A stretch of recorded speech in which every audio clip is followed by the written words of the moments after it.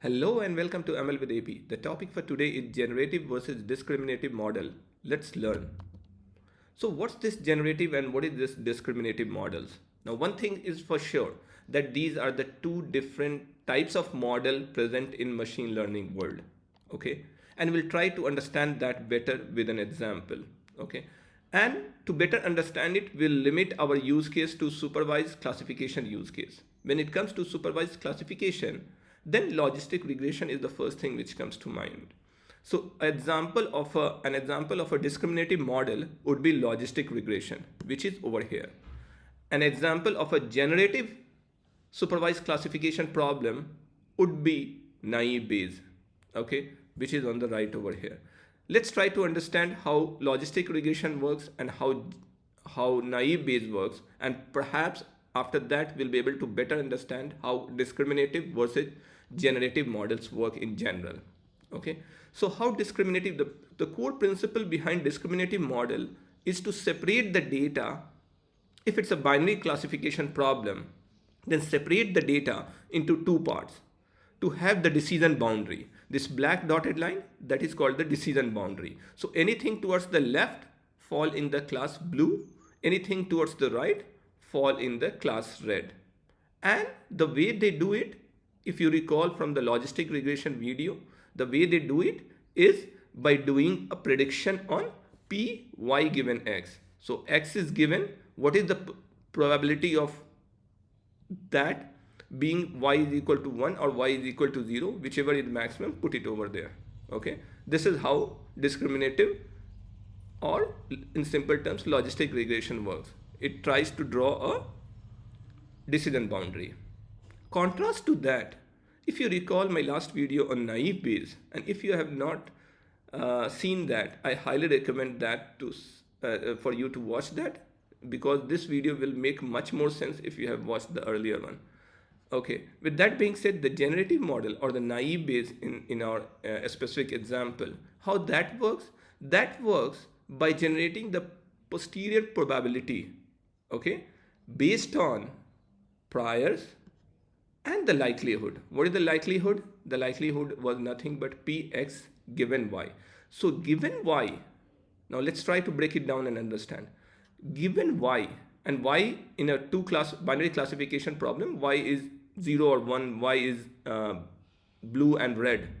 So let's say given red, what is the distribution of x? Given y is equal to blue, what is the distribution of x? This is what we are learning, and this is what we call likelihood in case of naive Bayes. Okay, and based on that, we calculate the posterior probability py given x, and whichever is highest, we assign the new value or the new x to that particular class. This is what the essence is between discriminative and generative model. Okay friends, let's move on. And we have features like h1 to hn. These are our feature metrics. And we have y, which is again we are talking about the supervised classification problem. So y is equal to 1 and 0. And what we need to do, we need to predict y is equal to 1 given x. Given all the features, given all the observations, you have to predict the probability of y is equal to 1, right? Okay. What the discriminative approach like logistic regression will take, it will try to find the decision boundary. And how it finds the decision boundary? By minimizing the error. Okay, that's how it finds the decision boundary.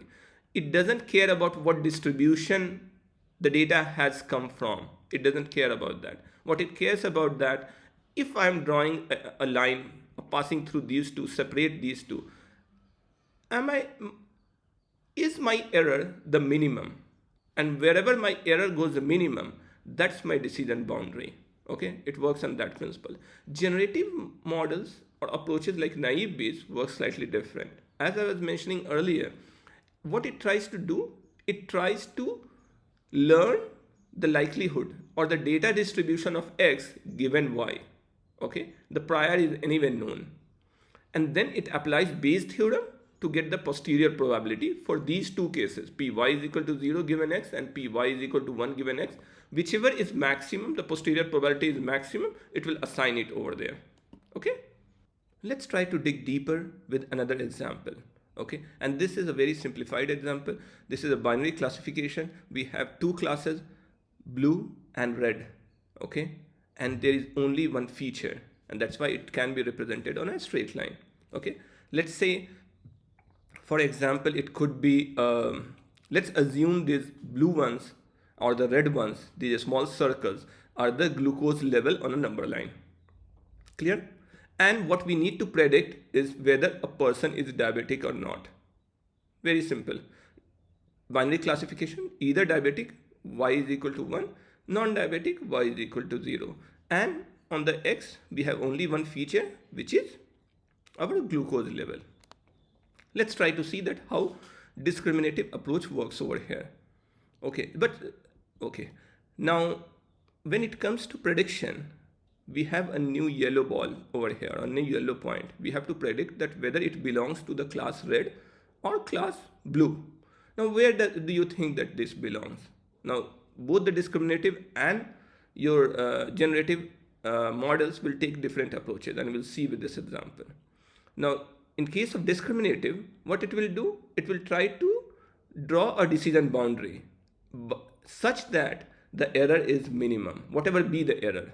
In this particular case, let's assume the accuracy is the parameter which it cares about. Wherever the accuracy is the maximum, it will say that, okay, this is my decision boundary. Now it can draw here also. It can draw here also. So now in the third line, if you see, there is only one error. Only one blue line is on the side. So anything on the left of it can be predicted as blue.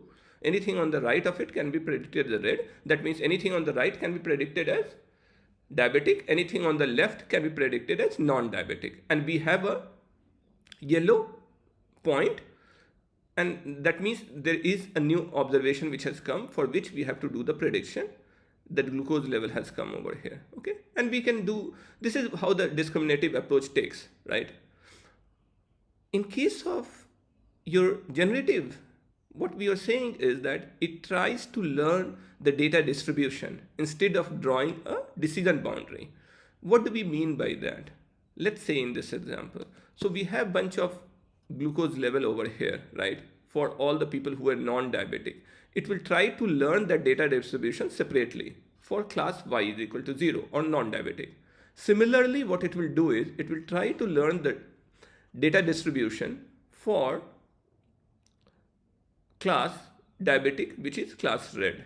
Okay, when I say that it will learn the data distribution, it will, first thing it will do is it will assume whether the distribution is a Gaussian distribution or a non-Gaussian distribution. So there has to be some assumption over there. Okay, let's say we assume that the data for my blue and red, diabetic and non-diabetic, since there is randomly drawn samples from the population, this follow a Gaussian distribution or normal distribution.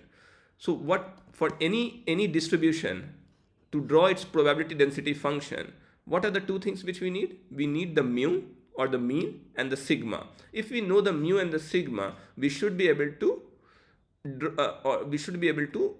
draw this particular distribution, and we should also, once we draw, we should also be able to get any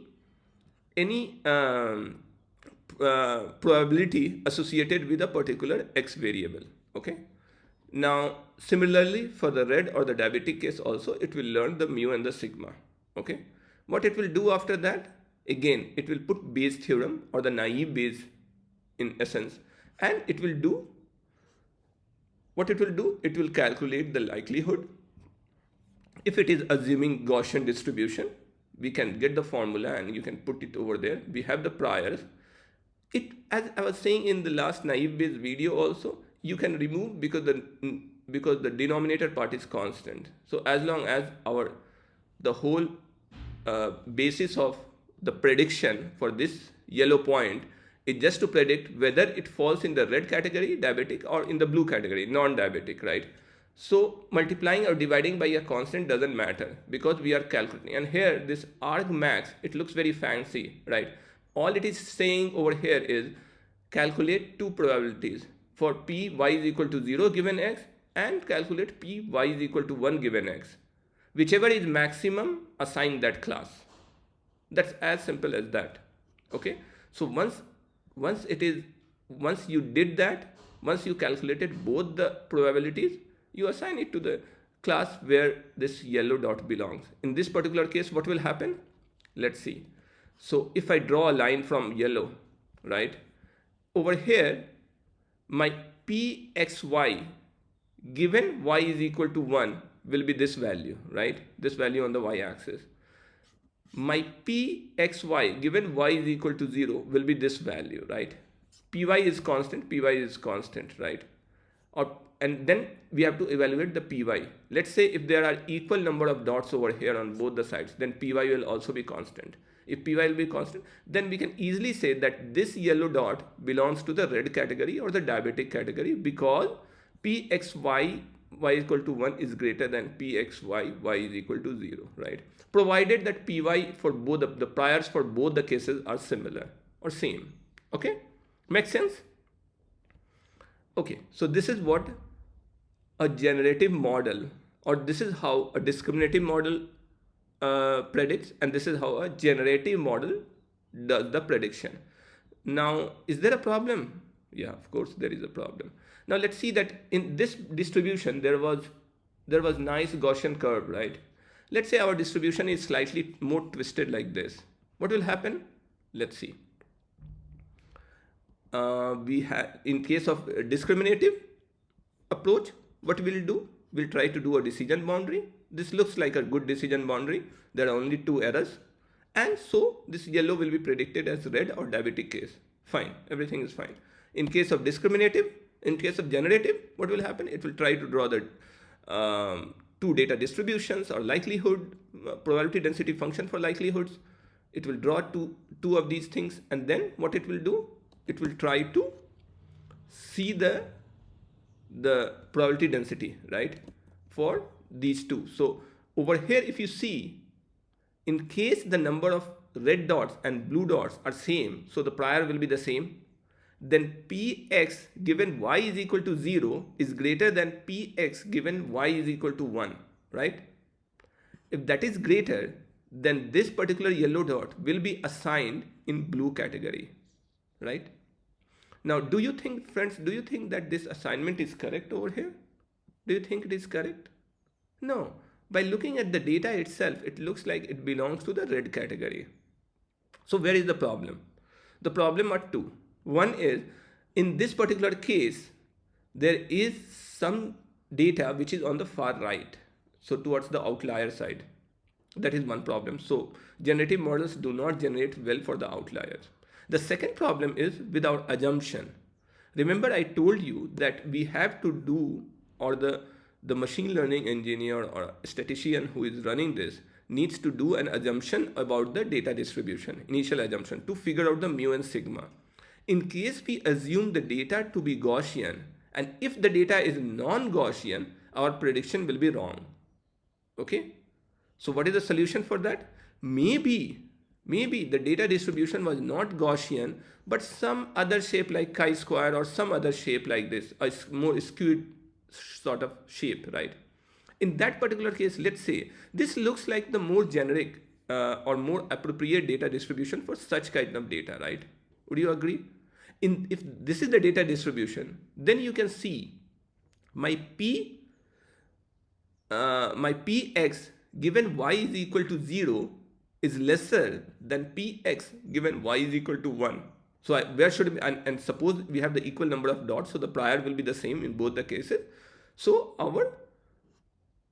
the probability, or the argmax, which we are calling in a fanciful term, the probability or the posterior probability for this yellow dot is more, or is maximum, in case of y is equal to 1, right? That means that person, whoever has the glucose level as this, should be predicted as diabetic patient. Okay, so this was the problem, and the whole underlying problem was coming due to assumption, and by the sheer fact that generative models do not scale well with the your outliers. Now, one thing I think before I close this up, one more thing I wanted to discuss is, why do you call it generative? What is so generative about it? So think about it.